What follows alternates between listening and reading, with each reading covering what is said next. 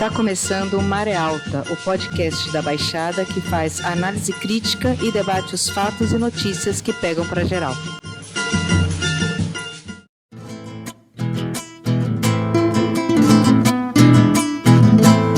Somos a sombra dos exilados, arrancados do seu lar, que morreram noutras terras, com saudades de voltar. Vamos endurecer a alma, sem perder nunca a ternura, e transformar em jardins os porões das ditaduras.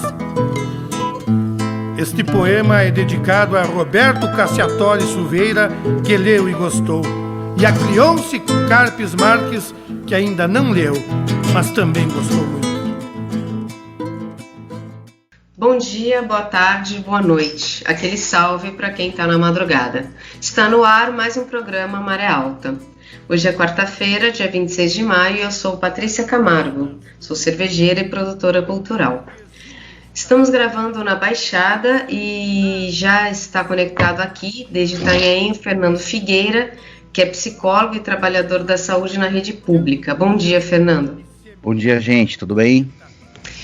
Bom dia também para o Ricardo Rugai, de Santos, que é cervejeiro e professor de História na rede pública. Fala, Rugai. Você que vai falar o álbum de hoje também, né? Beleza, gente. O álbum de hoje é de um cantor do Rio Grande do Sul, né, um poeta gauchesco que tem canto missioneiro, de milongas, né, com uma influência do castelhana, né, da fronteira.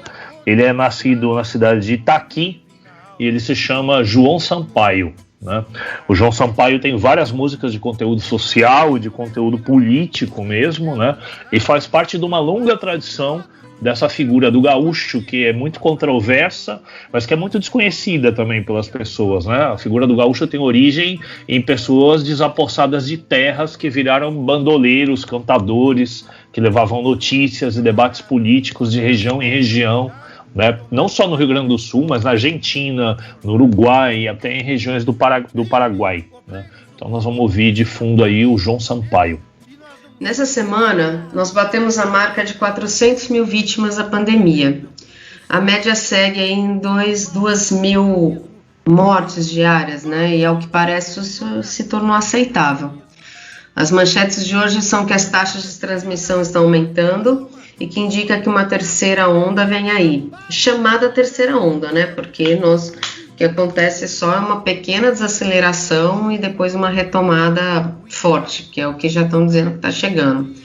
A vacinação está num ritmo mais lento, principalmente por falta de segunda dose. E a maioria dos mortos já não são os mais velhos, hein? A CPI, para provar que isso poderia ter sido evitado ou menos minimizado, segue sem grandes novidades. Inclusive, uma das manchetes de ontem da revista Sué diz: a normalização da mentira na CPI. A capitã cloroquina, a Maíra Pinheiro, protagonizou mais um espetáculo lamentável em seu depoimento à CPI da Covid.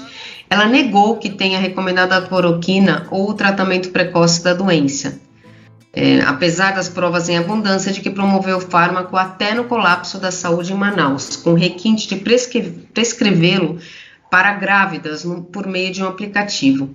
Assim como outros membros do governo, ela deu um show de hipocrisia e desfilou inverdades sem corar ou mostrar qualquer arrependimento. O cinismo é ainda mais repugnante porque ela mesma já tinha dito em depoimento ao Ministério Público que deixar de prescrever a cloroquina configurava crime contra a humanidade. É a estratégia bolsonarista que virou política de Estado: contar mentiras inúmeras vezes até que sejam absorvidas como verdade. E assim segue a CPI. Vamos acompanhando. Enquanto isso, o presidente Jair Bolsonaro comentou nesta terça-feira que o cenário para as eleições nacionais de 2022 está assim. Ele afirmou que quem não está satisfeito com ele tem o Lula. Bom, vamos lá, né? Hoje nós vamos falar justamente sobre o ato convocado pela esquerda no primeiro bloco para o dia 29 de junho, agora próximo sábado. E no segundo bloco vamos falar sobre o que está acontecendo na Colômbia. As chamadas têm foco central, né, que é o Fora Bolsonaro, contra a reforma administrativa, contra os cortes de educação, contra o racismo, continuidade do auxílio de R$600, vacina já, contra as privatizações e por aí vai. Fernando, o Vamos começar assim, né, para a gente começar a raciocinar. O que está acontecendo que até outro dia a esquerda disse que não iria às ruas por conta da pandemia e agora resolveu ir, inclusive coincidindo com o aumento da pandemia, mais uma vez. Patrícia, a gente chegou a gravar, né, um programa que acabou não indo para o ar, falando sobre as manifestações do Dia do Trabalhador, né, no dia 1º de maio. E naquele momento, quando a gente analisou aquilo, a gente dizia de uma apreensão da pauta pela extrema-direita e como, obviamente, a defesa, né, da pauta do discurso do Bolsonaro, em que as pessoas podiam trabalhar e tudo mais. O que a gente assistiu naquele momento, mesmo nas lives e das centrais sindicais, foi um esvaziamento da participação, né? Então eu acompanhei algumas lives em que o número de pessoas que assistiam eram muito pequenas, ao contrário das manifestações nas ruas que conseguiu reunir em alguns lugares uma quantidade razoável de pessoas. Estou lembrando desse fato porque a gente tem assistido desde lá a monopolização das ruas pelo Bolsonaro, né? Então o Bolsonaro tem investido cada vez mais nisso, tem saído cada vez mais. E o que a gente está vendo, inclusive no que tem acontecido nos outros países latino-americanos, é que não dá mais para esperar. Essa é o ponto, né? Ainda que a gente vai discutir sobre a Colômbia depois, né? Mas a gente tem visto que é somente pelo movimento da rua que a gente consegue alguma pressão sobre a política institucional. Então, esse é o primeiro ponto. Claro que e a gente tem visto pelas pautas, né, que você disse também, incluiria aí a luta antirracista,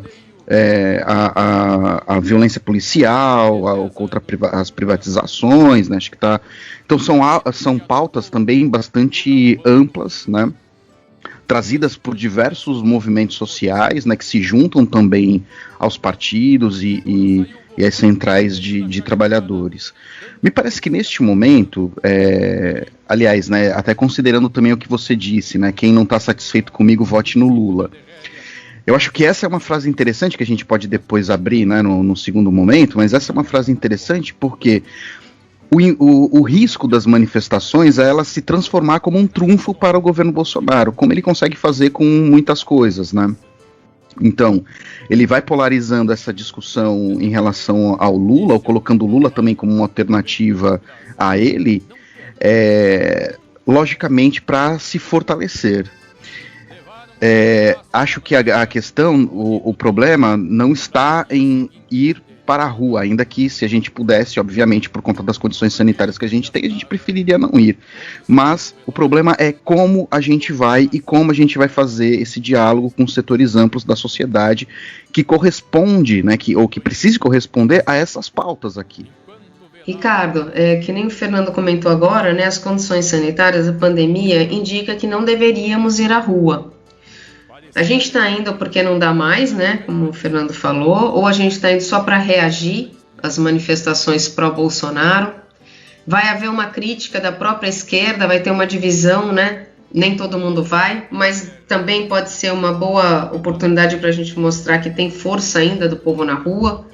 Acho que muita gente tem muita frente aí, está fazendo todo o esforço possível, pelo que eu estou vendo nas divulgações, para ter um maior número de gente, né? O que você acha? Eu acho que a resposta a todas essas perguntas aí é sim. Assim, as pessoas estão indo para reagir aos bolsonaristas na rua. E não vejo problema nenhum nisso, acho legítimo. Sim, vai ter críticas de um setor da esquerda, embora eu acho que nesse momento esse setor é minoritário, né? Então, se a gente voltar lá no começo da pandemia, né, era quase consenso geral entre a esquerda que não era hora de ato, porque afinal de contas estávamos em uma pandemia. Só que a pandemia foi se estendendo de uma tal forma, né, em que aquela expectativa de assim que acabar a pandemia voltamos às ruas, essa expectativa aí fica para quando? Na medida em que a pandemia se agrava, se estende, a vacina é lenta e ao longo do tempo as pessoas foram tomando consciência, e aí eu acho que é um mérito da análise que a gente vinha fazendo desde o ano passado aqui no podcast, de que nada era por acidente ou por incompetência no governo Bolsonaro. Eles são incompetentes, mas, então assim, se eles quisessem fazer, eles não conseguiriam. Mas é intencional o descaso com a pandemia e a extensão da pandemia, porque enquanto dura a pandemia, o Guedes vai botando granada no bolso do inimigo, como ele diz, né? Então, se a esquerda esperar o fim da pandemia para sair às ruas, não vai sobrar país, né? Não vai sobrar direitos. Então, o que é poupar uma certa quantidade de vidas pelo risco de um ato? Porque certamente os atos da esquerda vão ser com mais medidas de protocolos, né? Eu vejo em todas as chamadas a recomendação ostensiva do uso de máscara, de distanciamento, etc. Embora isso não seja 100% garantido, o risco de não ir às ruas traduzido em vidas é muito maior, né? Porque é o risco da saúde, é o risco, a gente tá tendo volta de sarna na Praia Grande, né, cara? A gente tá tendo surtos de dengue, de chikungunya, que tem a ver com a miséria, com a condição social, né? Então tem um monte de coisas que estão gerando morte junto com a pandemia, e até para as mortes da pandemia declinarem é necessário ir às ruas, né, de alguma forma, né?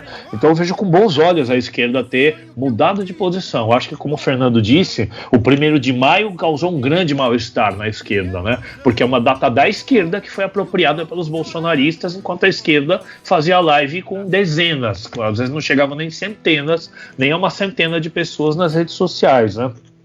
Vamos lembrar que o que teve de atos de rua à esquerda ou populares, do ponto de vista de esquerda, desde a pandemia? Que eu me lembre, pela ordem cronológica, teve as torcidas, né, os setores de esquerda e antifascistas das torcidas, né, lá no começo de 2020, no primeiro semestre. Depois teve o break dos APPs, né, dos entregadores, que teve mais de uma vez e que continua, e depois teve os atos antirracistas, né, acompanhando o Black Lives Matter, e também, sobretudo, depois da morte, né, de um negro no Rio Grande do Sul, no Carrefour. Então foram esses 3 momentos que eu me lembro. O resto, eu não via movimento sindical, eu não via esquerda institucional na rua, etc. Então é uma virada, acho que é um momento de virada que a gente tem que estar atento em como as coisas vão se desenrolar a partir de agora, mas eu vejo de forma positiva. Mesmo, e aí não sei se o Fernando quer ir por aí, pensando que isso pode ser visto não como uma luta de todas essas bandeiras, aí, todas essas pautas, mas um apoio ao Lula? Então, acho que até pelo conjunto de pautas a gente vê que é uma característica que essas manifestações vão acontecer. Eu não sei se vocês tiveram essa mesma impressão.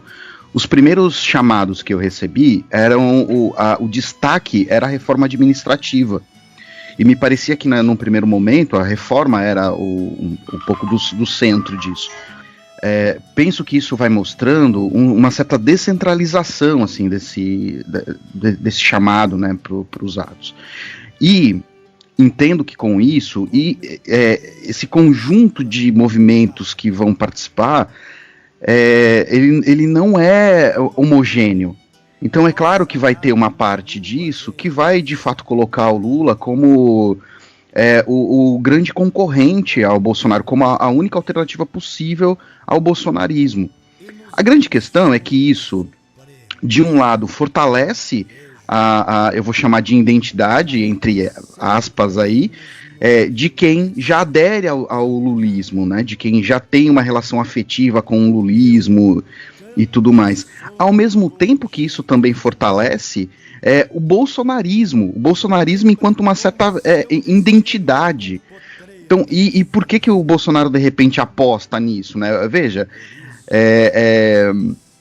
curioso o Bolsonaro ver as pesquisas e o cenário que aponta que ele perde para o Lula no primeiro e no segundo turno, e ele dizer que o Lula é o concorrente, ele apostar nessa imagem do Lula, porque ele sabe que esse jogo, essa polarização o favorece, ou pelo menos ele aposta nisso, no manejo das redes, e que não é só isso, gente. Acho que tem uma coisa que o bolsonarismo faz e que a gente pouco compreende, que é mobilizar afetivamente os indivíduos. O bolsonarismo não é só algo que se fundamenta no discurso econômico e tal, mas ele tem uma perspectiva afetiva aí importante para a gente compreender. Só uma dimensão disso, porque acho que esse é um problema. O bolsonarismo promete ao cidadão comum aquele que não se sente contemplado pelas pautas de esquerda ou que, enfim, né, por todo um processo histórico de relacionar a esquerda, a restrição da liberdade e tudo mais, o bolsonarismo promete quase um gozo infinito. Ele promete, de alguma maneira, a autorrealização na dimensão da micropolítica, na medida em que ele tira as barreiras para os indivíduos.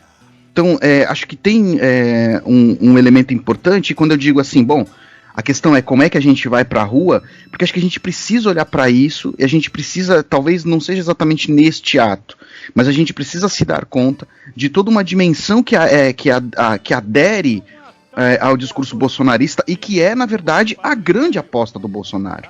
Ou seja, estou dizendo que Bolsonaro aposta em colocar o bolsonarismo como uma forma de identidade, e parece que ele tem conseguido fazer isso para uma boa parte da população.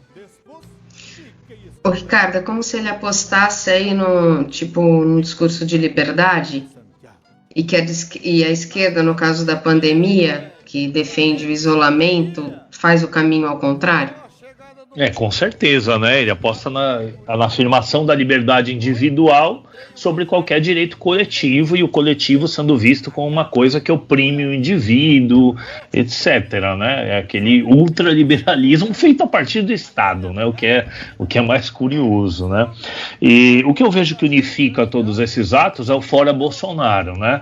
E como o Fernando falou, dependendo do movimento social, ou dependendo da organização que tá soltando um banner ou um chamado para o ato, a gente vai ver uma ou outra palavra de ordem predominante. Então, se você pegar o ato numa região ou noutra região, ou às vezes dentro de uma mesma região, a gente vai ver chamados contra a reforma administrativa, eu já vi até contra a reforma tributária que está tramitando no Congresso, né? Contra as chacinas policiais e violência policial, contra a corrupção do Bolsonaro, contra as milícias, né? Contra ou melhor, pelo retorno do auxílio de R$600, pelo combate efetivo à pandemia, pela vacinação já, né? Então tem uma série de pautas que são mais ou menos consensuais, mas cada um, na hierarquia dessas pautas, há uma disputa. E é legítimo que exista essa disputa, né? E acho que também há uma disputa em torno do sentido do fora Bolsonaro. Quando você fala fora Bolsonaro, você está querendo dizer o seguinte: ele tem que sair já, e portanto vai ser o impeachment e as ruas vão tensionar para isso? Ou é aquele fora Bolsonaro para desgastar a imagem do Bolsonaro, e desgastar a imagem dele é um desgaste eleitoral? Essa tensão entre a oposição que vai às ruas, os movimentos, ela vai ser muito evidente, né? O Brasil tem uma esquerda predominantemente institucional e eleitoralista. Não quer dizer que essa esquerda se restringe às vias institucionais, mas quer dizer que quando ela vai para as ruas, ela tende a tentar gerar uma energia que seja depois canalizada de forma eleitoral, né? E alguns são tão institucionais que nem para as ruas querem ir, e outros, pelo contrário, querem que as ruas tenham protagonismo, né? E que daí nasça uma configuração de uma esquerda mais radical. Tal qual, né, e aí é uma coisa curiosa que se relaciona com o segundo bloco, a gente viu grandes manifestações na Argentina, né? Especificamente teve a questão do aborto na Argentina, né? A gente viu grandes manifestações da Colômbia, no Paraguai, no Chile, na Bolívia, né? E uma grande parte da esquerda brasileira acompanhava, divulgava essas manifestações, ao mesmo tempo que dizia que aqui a gente tinha que ficar em casa, que aqui não podia, como se a Covid fosse só aqui e não lá, né? Então acho salutar que uma parte das pessoas de esquerda falem assim: chega, nós temos que ir às ruas, mesmo que seja protegido e com distanciamento. Até porque as pessoas estão sendo obrigadas a ir para as ruas. As pessoas, mesmo as de esquerda, que eram contratos de rua, elas vão no supermercado. Elas têm que trabalhar. Uma boa parte delas não está no trabalho remoto, né? Então tem o ônibus, tem o metrô, etc, etc. Então não é desprezar o risco, mas é saber que já estão em risco, né? Então acho que é um pouco por aí. Acho que somando com isso, vale a pena dizer o seguinte: uma das pautas principais, e aí a gente falou de uma variação, né, dependendo do movimento que chama, mas uma das pautas principais aí, que aparecem em vários dos chamados, é a reforma administrativa. Gente, a reforma administrativa vai provocar a longo prazo o aumento do número de mortes. Então, isso não para com o fim da Covid, com a vacinação. A gente está falando de um processo de morte que vai permanecer algumas décadas, caso a reforma administrativa passe nos termos que a gente tem hoje. Acho também, e aí eu encerro, eu vou insistir na ideia, né, de que o bolsonarismo forma uma certa identidade, e o Bolsonaro é o centro dessa liga, né? Ela forma uma certa identidade, mas ela também traz no seu próprio movimento os elementos para a superação dele, entende? Que é o seguinte, gente, o bolsonarismo também denuncia o desequilíbrio das relações de poder. Ainda que ele denuncie, ou ainda que ele exija as liberdades individuais, é a partir daí também que ele nos traz a percepção do desequilíbrio dessas relações, na medida em que as próprias reformas, as ações do governo, as medidas neoliberais vão provocando desequilíbrios ainda maiores no tecido social. Então, acho que é importante a gente olhar para o bolsonarismo também sob essa perspectiva, e estou dizendo assim que, não sei se para estes atos, mas em algum momento isso deve entrar também nas pautas, gente, trazer esses elementos para a superação do bolsonarismo a partir também dessas relações afetivas que vão se constituindo, e a partir dessa certa identidade que traz o cidadão médio, chamado cidadão de bem, para perto, enquanto pode ser que da maneira que as nossas pautas são colocadas, e aí é uma provocação mesmo, gente, e não sei se estou certo e nem quero estar, na verdade, mas talvez algumas das nossas pautas se coloquem de forma muito distante com o cidadão médio. E aí, só um exemplo, a gente falou disso na preparação aí desse programa, que foi o artigo lá do Mark Lilla, que é um sociólogo americano, quando o Trump vence as eleições nos Estados Unidos, e ele vai dizer que o erro naquelas eleições que provocou inclusive a vitória do Trump foi a aposta em pautas que não dialogavam com o cidadão médio. É como se naquele momento setores da política americana fossem dialogar, e veja, e é extremamente importante o debate com os movimentos identitários, por exemplo, mas a minha questão, e aí talvez, como eu disse, é muito mais uma interrogação, de que maneira a gente vai fazer essas mediações, porque acho que para a gente desconstruir, ou melhor, para a gente superar o bolsonarismo, a gente precisa considerar esses elementos. E aí, gente, eu acho que é muito mais do que se imaginar do lado certo da história. Eu tive uma lembrança aí durante a preparação do programa, que é o seguinte, esse é o nosso 27º programa, Maré Alta, né? A gente teve algumas semanas que a gente não conseguiu fazer, um pequeno intervalo no final do ano, mas a gente vem fazendo desde o início de outubro de 2020, quase que religiosamente toda semana, né? E o nosso primeiro programa, né, o tema era a reforma administrativa, que está pautado nesse ato aqui, e 140 mil mortes, que parecia pra gente um número, uma cifra absurda naquele momento. Nós estamos 7 meses depois, né, pouco mais de meio ano depois, com 300 mil mortes a mais, e com a reforma administrativa seguindo, né, voltando à baila aí no Congresso, né? Então as coisas persistem e isso justifica os atos, sim. E aí, para a gente encerrar esse bloco, né, acho que tem que deixar claro que a gente não gostaria de ir para a rua, mas a gente vai. Teremos um pequeno intervalo e voltamos para o segundo bloco para falar da situação na Colômbia. Os falsos revolucionários, cheios de sonhos profanos, pensam em transformar o mundo com seu charuto cubano.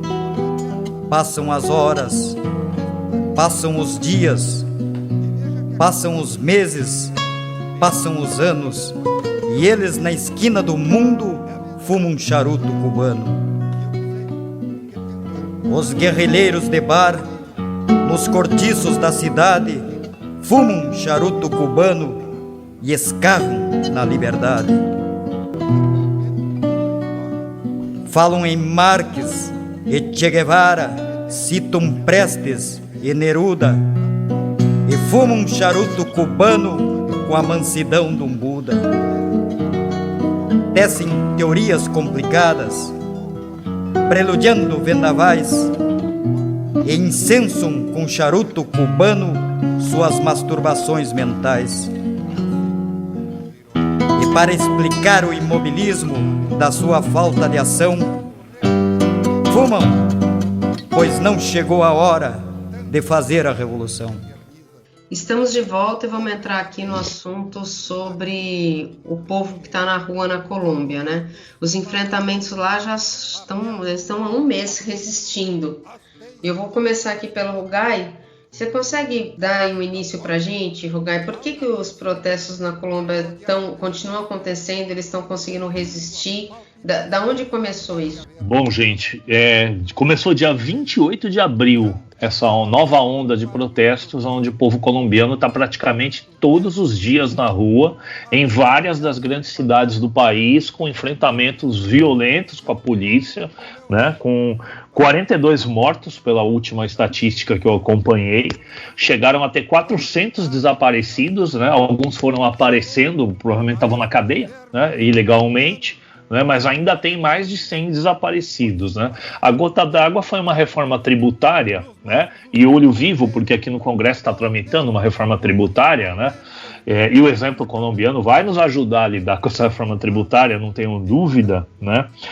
Uma reforma tributária que penalizava a população mais pobre, porque aumentaria um imposto nos combustíveis de 5 para 19, o que vai refletir em todos os fretes, gêneros alimentícios e produtos, e também reduzia, né, de 1.000 para 600 e quase 700 dólares a faixa de isenção do imposto de renda, ou seja, mais gente pobre começaria a pagar imposto de renda, né? Detalhe que aqui no Brasil também, né, a tal da tabela do imposto de renda não é corrigida desde o Fernando Henrique, o PT corrigiu merreca disso daí, né? Então qualquer pessoa que ganha um pouquinho mais já é mordida pelo imposto de renda. Então isso agregou tanto a população miserável, quanto a população pobre, quanto aquilo que a gente poderia chamar de classe média baixa, remediados, e que estão empobrecendo muito na Colômbia. Já faz algum tempo que a gente quer pautar, né, o tema da América Latina, vários países estiveram em luta ultimamente, né? Então desde que a gente começou esse podcast, né, desde os primeiros pilotos, a gente teve todos os movimentos no Chile pela Constituinte, né, com enfrentamentos violentos de rua, a gente teve movimentos no Paraguai, a gente teve na própria Colômbia movimentações, a gente teve na Bolívia, né?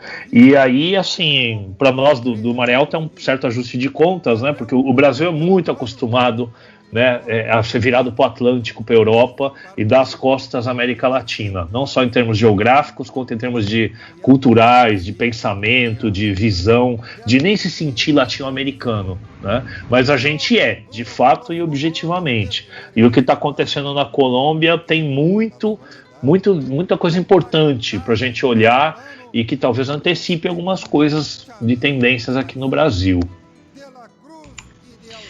Tá, Fernando, a gente achou aqui no site Outras Mídias, né, uma carta vinda de uma assembleia no dia 6 de maio, onde eles dizem assim, os manifestantes, né, reconhecemos que não existe uma liderança unificada da greve, ao contrário, existem múltiplas expressões sociais, políticas e populares em todos os pontos de concentração e bloqueios. Precisamos de uma articulação dirigida e organizada.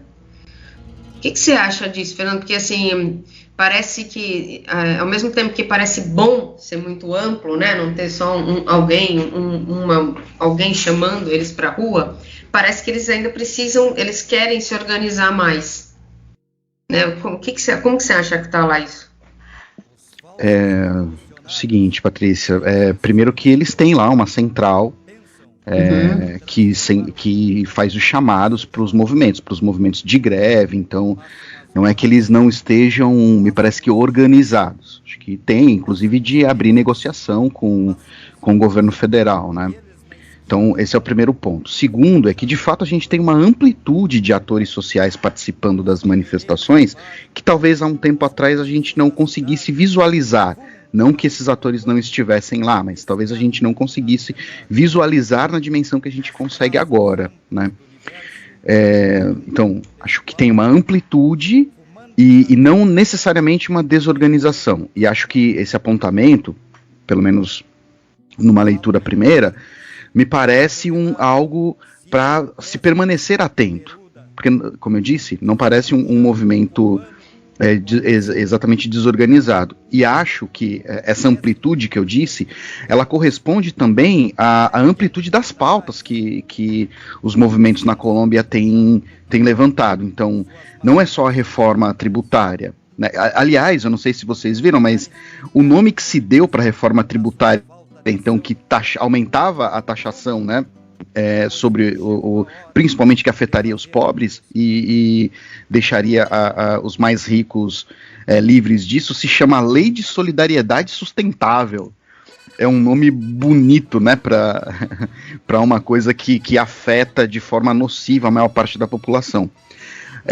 Essa amplitude, ela vai desde do combate às desigualdades sociais, a garantia de direitos trabalhistas, a melhora da qualidade de vida, o fim das privatizações, o aumento da proteção social, e aí as discriminações de raça, gênero, etnia, ou seja, ela tem uma amplitude que, então, ela alcança desde setores específicos da sociedade, né, até a macroestrutura da sociedade.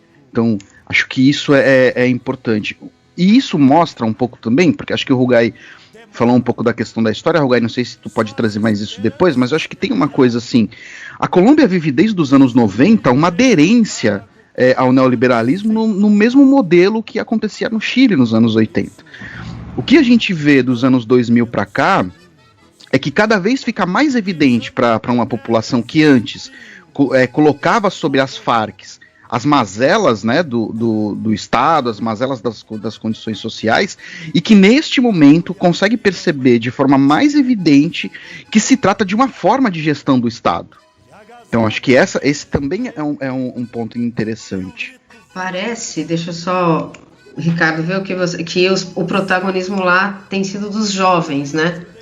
E não dos jovens universitários, né? Tem sido a juventude mais empobrecida da periferia, né? Uma juventude cheia de frustrações, né? Que está vivendo diretamente as consequências econômicas e emocionais da pandemia, né? Então citam aqui o desemprego dos pais, o próprio desemprego, as situações de estresse devido ao confinamento, essa pobreza. Também é a mesma geração que faz uso da comunicação instantânea, né, por meio das redes sociais. E são eles que estão na rua lá. Embora esteja uma multiplicidade de atores sociais, os jovens são predominantes em todos os setores que estão nas ruas, né? Então, um dos manifestos, né, que foram lançados dizia: essa paralisação não é de caminhoneiros, nem de professores, nem de agricultores, esta paralisação é do povo colombiano. Não somos representados pelos políticos nem por sindicalistas acomodados. Somos representados pelas primeiras linhas que continuam na luta, afirma um texto que viralizou ali na Colômbia, né? Então, há um cansaço com as formas tradicionais de representação política, né? Inclusive, há uma tensão, né, com o Conselho Central da Greve, né? Deixa eu achar um nome exato, Conselho Nacional de Greve, que já está negociando com o governo. Dia 25 de maio, né? Ou seja, praticamente ontem, né? Houve uma negociação de 12 horas de reunião, onde está se tentando estabelecer algum tipo de acordo com o governo. Né? O governo não atendeu quase nada, estão tentando formalizar um pré-acordo para ser quais as bases para a negociação. Né? E nesse momento, só lembrando em termos de calendário, 28 de abril o governo tem a primeira grande manifestação contra a reforma tributária. 1º de maio, na Colômbia, ao contrário do que foi no Brasil, foi uma manifestação gigantesca, principalmente na cidade de Cali. Né? No dia seguinte, o governo retira o projeto. Né? Não foi deputado que propôs a retirada do projeto, nem foi derrotado na Câmara, viu, gente? Para as pessoas que aqui no Brasil acreditam que as coisas se resolvem pela via institucional, é um excelente exemplo. Uma grande manifestação de 1º de maio força a mesma Câmara do Deputado colombiano que iria aprovar a reforma tributária a recuar e retirar o projeto. Não é que adiou, não. Retirou, acabou o projeto da reforma tributária, fruto da pressão das ruas, né? Mas o movimento não parou por aí, porque a energia do movimento é muito maior que isso, e tem causas históricas mais profundas e mais recentes, né? Então o movimento se direcionou para a reforma do sistema de saúde, que o governo estava tentando implementar, privatizando, terceirizando, precarizando, né, o pouco que tem de público na saúde, né? O movimento agora está se voltando contra a violência policial, pedindo uma reforma policial, pedindo a dissolução da ESMAD, que é o Esquadrão Móvel Antidistúrbios, que é praticamente um esquadrão da morte com licença para matar na Colômbia, né? Essa estrutura policial não está sendo criticada só porque reprimiu manifestações agora. Eu não sei quem acompanhou, tem vídeos da polícia matando a sangue frio, entendeu? Tem vídeos violentíssimos, né, da polícia matando a sangue frio na luz do dia. Mas esse estado militarizado, prefeitos e governadores de várias regiões deram licença para o exército ocupar cidades, né? Então tem lugares onde não é nem a polícia que está reprimindo, são as forças armadas diretamente. Quando é que esse estado se militarizou? Ele se militarizou ao longo do tempo no combate às guerrilhas, supostamente ao narcotráfico, Plano Colômbia, empoderados economicamente e politicamente por recursos dos Estados Unidos, né? E agora tem um plano de paz, acabou a guerrilha.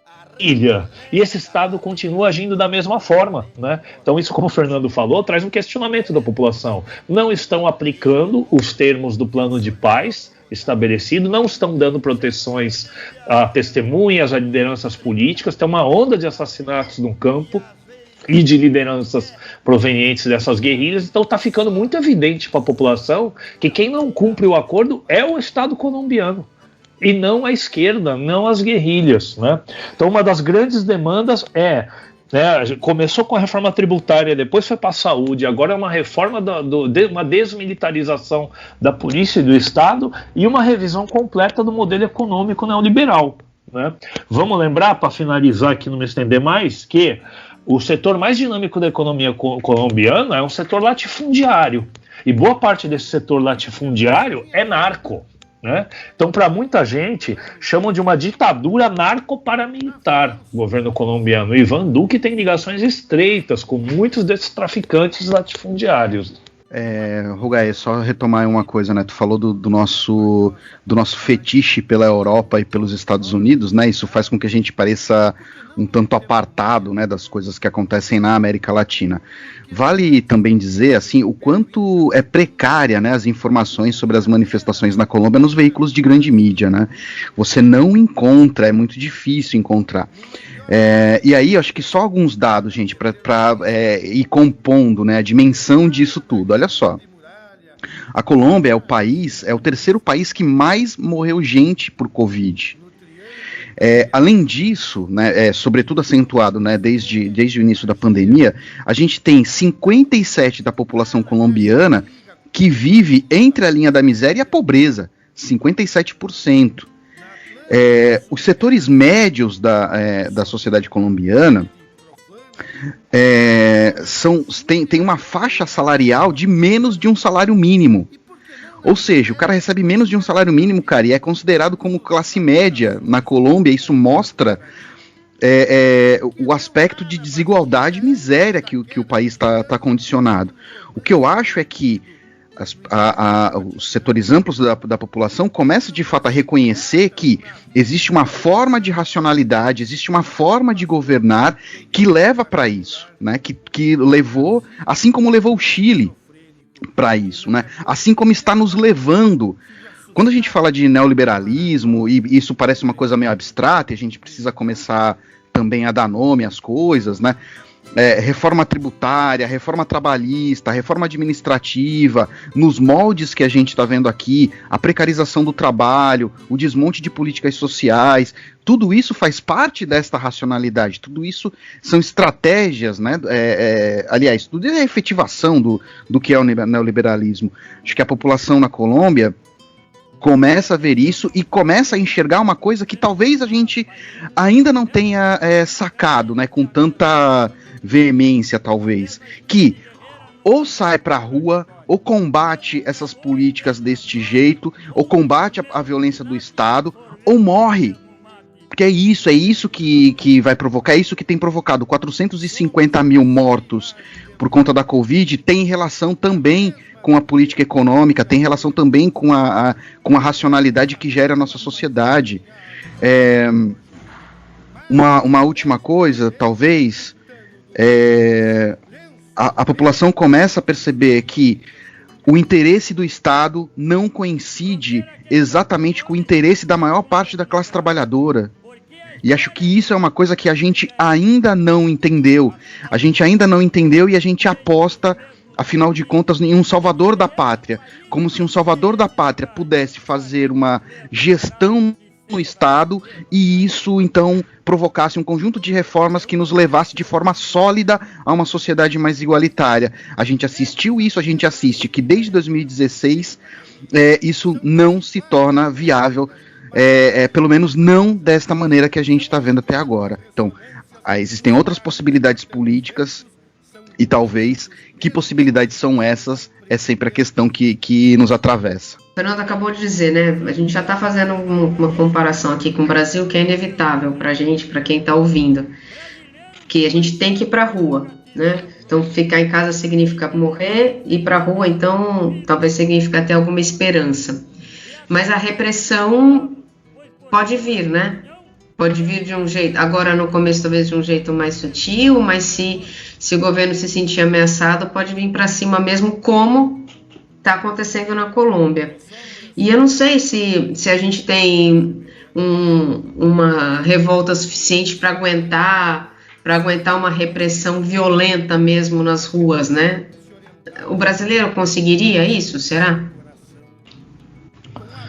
Bom, eu diria que se o brasileiro voltar para as ruas agora, estão falando dos movimentos sociais e da esquerda, já vai ser um fato positivo, né? Qual vai ser a pauta, quem vai estar organizando, para que lado vai e como vai se enfrentar uma suposta repressão, vai ter que ir sendo visto, né, ao longo do caminho. Eu diria que preparado ninguém está, que a esquerda brasileira é muito frágil, muito institucional, né, muito pacífica, a gente já vem falando disso há muito tempo, né, mas o que os enfrentamentos exigem é uma outra atitude. Né, isso não vai ser gestado da noite para o dia. Né?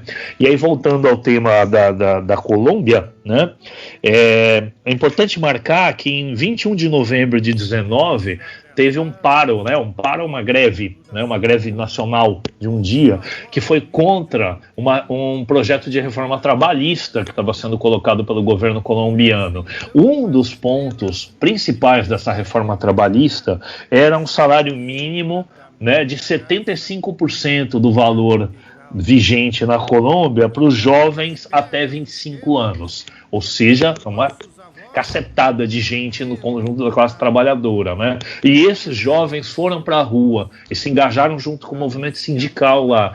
Então, uma parte da organização que está vigente hoje nesses atos da Colômbia vem do sucesso dessa paralisação lá de 2019 que barrou um projeto.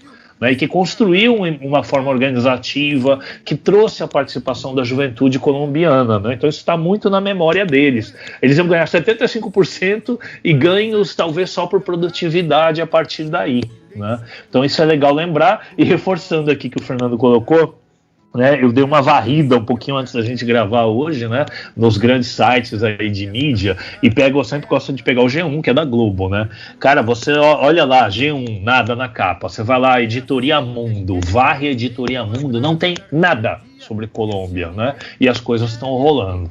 Patrícia, eu só queria destacar, né, a partir da tua pergunta, eu acho que uma coisa relacionada à organização, relacionada à maneira que me parece que esses atores sociais estão indo para a rua na Colômbia, assim, que eu acho que é bastante interessante.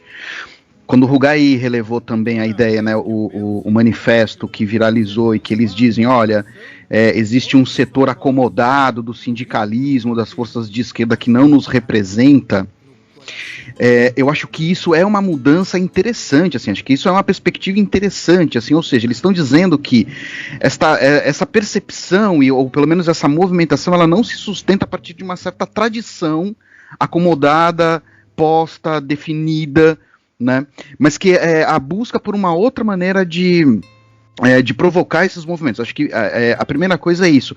Eu não encontrei, até por conta desse problema que a gente está falando da escassez de informação, e aí talvez, né, com os veículos de informação de lá a gente encontrasse, eu não encontrei manifestações, ou escritos, ou vídeos, ou diálogos em que tenha alguma semelhança com os discursos que são sustentados aqui em relação às manifestações. Então, lá me parecia uma tentativa de ampliar o diálogo, mesmo com esses setores médios, né? Quanto aqui, a gente sustenta muitas vezes um diálogo que não provoca o mesmo efeito, que não tem o mesmo efeito, que cria, mesmo nas periferias, rachas.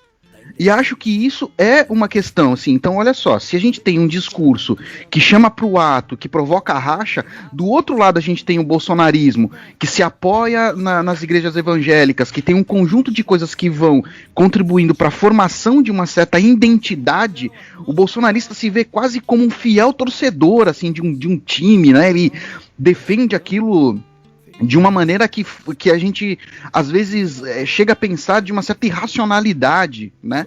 Porque é afetiva, porque, enfim...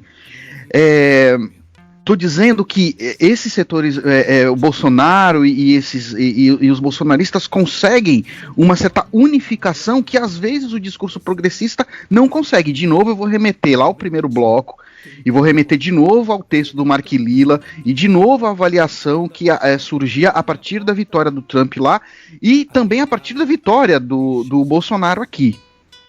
Bom, a gente faz todos esses questionamentos, mas mais uma vez reitero que a gente vai para as ruas no dia 29. Com medo, mas com máscara PFF2 ou 2 máscaras e ficando longe dos colegas, hein? Então a gente termina por aqui o segundo bloco e já voltamos com o esculacho do Plínio Marcos. Vai pra puta que te pariu, buscar o resto do exército, que aqui vai ter espetáculo. Eu nunca fiz nada pra agradar as pessoas. Porque nossa caixa deve ser porque todo mundo mete a mão, né? Não vou te dar uma porrada porque tu é doente, mas vou espalhar pra todo mundo que tu sarou. Já que a voz do injustiçado não é ouvida, eles têm direito à cólera, à ira. O meu esculacho de hoje vai para o Facebook, que tem censurado diversas publicações que utilizam a palavra sionista para caracterizar a política do Estado de Israel em relação à Palestina.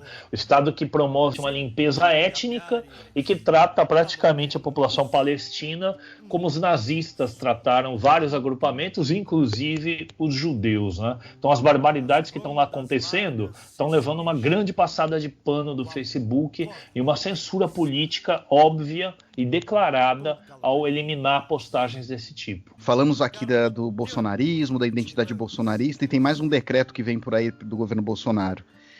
Ele pretende dificultar a retirada de notícias falsas das redes sociais. Ou seja, na verdade ele quer institucionalizar, né, o direito, entre aspas aí, de propagar as fake news, e que isso não tem como ser retirado a não ser sob ordem judicial. Ou seja, é para ficar lá, né? E já vai mostrando também o apontamento estratégico que ele vai fazer para as próximas, hein, gente? O meu esculacho vai para a busca por atestados falsos para vacinar contra a Covid.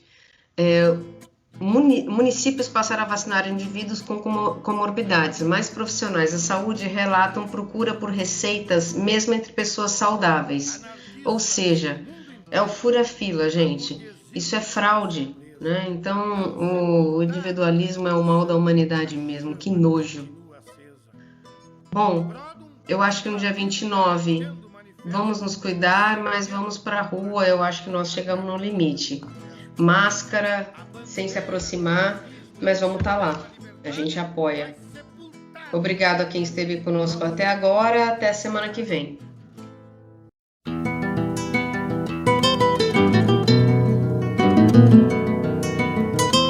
Por que te chamam fronteira se não separa os países? Temos as mesmas raízes e a mesma alma campeira, a mesma estirpe guerreira numa mesma trajetória, mesmos galões, mesmas glórias, ouros do mesmo quilate, sorvemos o mesmo mate e escrevemos a mesma história. Somos uma só imagem dentro da mesma moldura, na mesma vertente pura bebemos nossa coragem. Temos a mesma paisagem, aves do mesmo gorjeio, marca do mesmo rodeio, tutano do mesmo osso, lenço do mesmo pescoço, sem divisas pelo meio. Fronteira, quem deu teu nome foi algum tecnocrata, porque a história relata que essa ideia se consome. Afinal somos três homens, feitos dos mesmos matizes, de diferentes países, mas de interesses iguais, charque dos mesmos varais e seiva das mesmas raízes. Eu não te chamo fronteira porque a vivência me ensina que temos a mesma sina e a mesma cepa guerreira. São desiguais as bandeiras, mas tão iguais nossas ânsias. São as mesmas ressonâncias dos clarins cortando os ventos. São tranças dos mesmos tentos apresilhando as distâncias.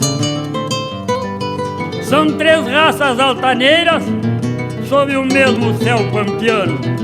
Brasileiros e paisanos nunca tiveram fronteira, sem divisões, sem barreiras, filhos do vento minuano.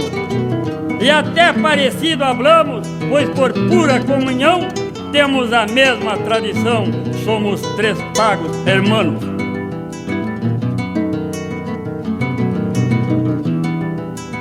Los hombres son tan iguales, nuestros pueblos semejantes. Tenemos los mismos semblantes, sufrimos los mismos males. Argentinos e orientales, conosco é um só coração. Com a mesma pulsação, templamos nossos destinos. Três centauros peregrinos, afinal, somos irmãos.